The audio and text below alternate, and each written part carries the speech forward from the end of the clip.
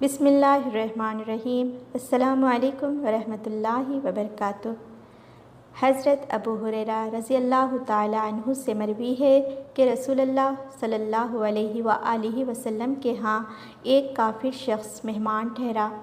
رسول اللہ صلی اللہ علیہ وآلہ وسلم نے ایک بکری کے متعلق فرمایا تو اس کا دودھ دوہیا گیا، اس نے اس کا سارا دودھ پی لیا۔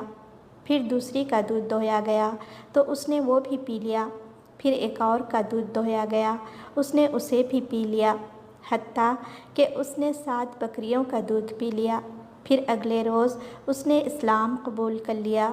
رسول اللہ صلی اللہ علیہ وآلہ وسلم نے اس کے لیے ایک بکری کے متعلق حکم فرمایا، اس کا دودھ دوہیا گیا، اس نے اس کا دودھ پی لیا۔